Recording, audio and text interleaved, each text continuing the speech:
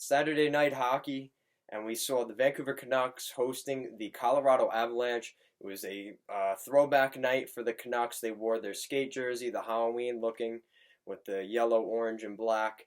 And an incident occurred toward the end of the game. It almost blew the game for the Colorado Avalanche, and it's been drawing a little bit of controversy. Make sure to give this video a thumbs up and a subscribe.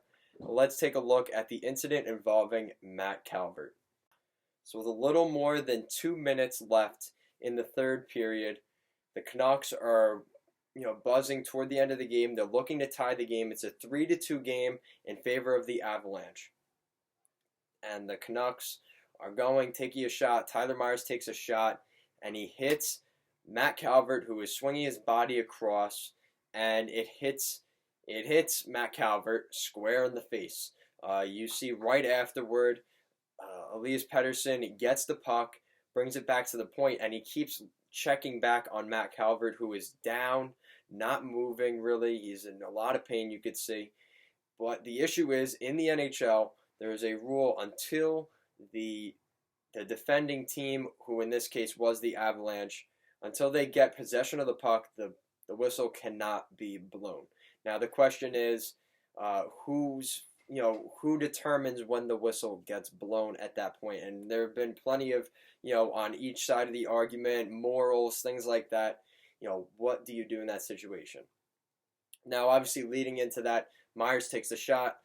Pettersson, obviously, as you could see in the clip, which I can't show here, but if you check it out, it's all over.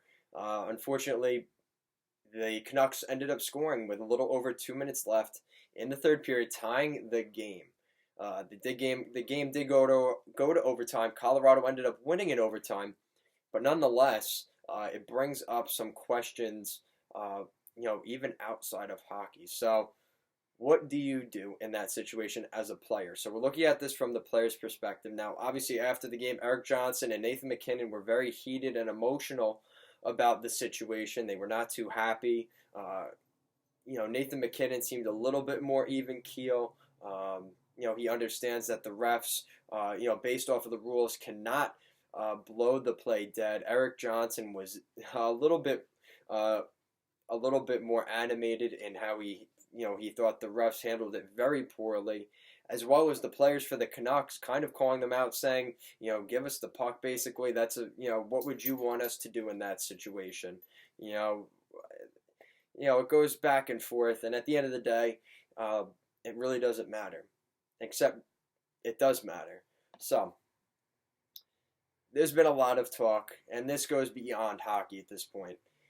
We're seeing the decline of hockey in recent years because of price and things like that, as well as other sports, football.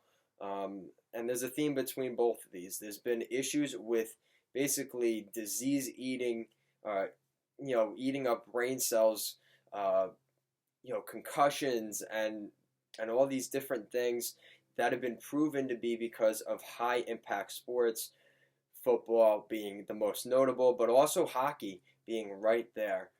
Obviously, the NHL has taken precautions here and there. The amount of hitting we see, the amount of penalties we see in football with protecting quarterbacks and things like that, and targeting penalties and such.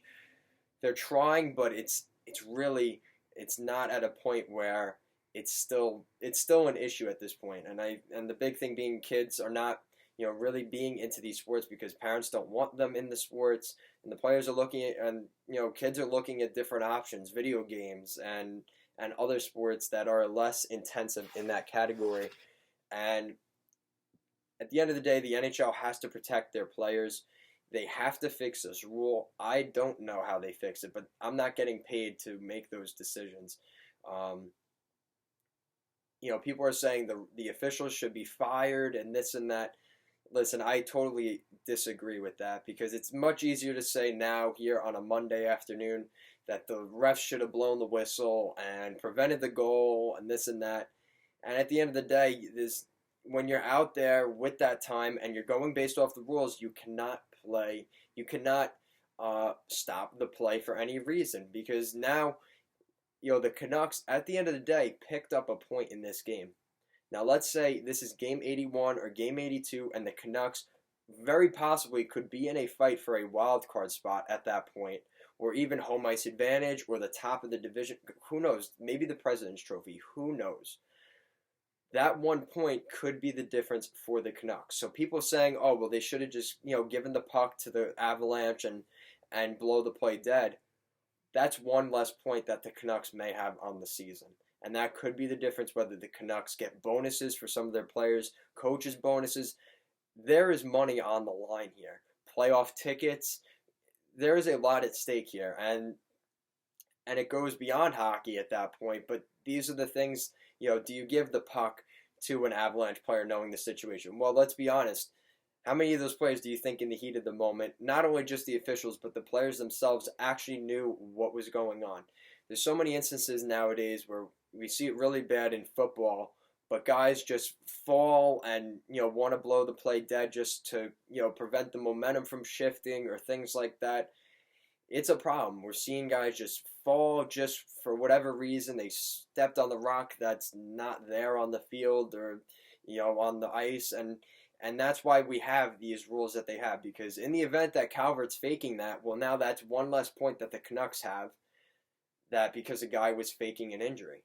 So you have to look at it from different perspectives. At the end of the day, the Avalanche get the win. They deserve the win at the end of the day.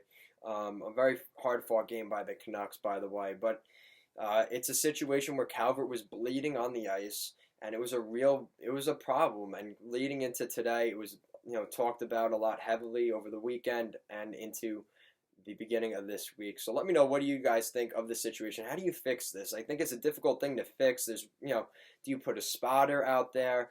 There was, people talking about throwing a flag on the ice to stop the play, like a head coach having that ability.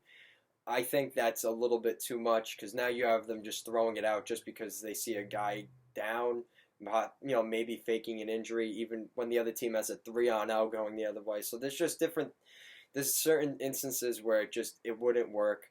And unfortunately, we're at a point now where it's so competitive. Guys are faking injuries and willing to do anything it takes.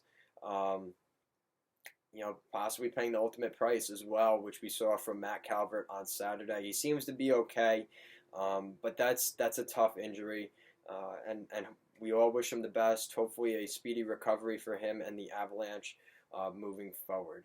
So let me know what you guys think of the situation. Make sure to give this video a thumbs up and a subscribe. Thank you for watching, and have a great day.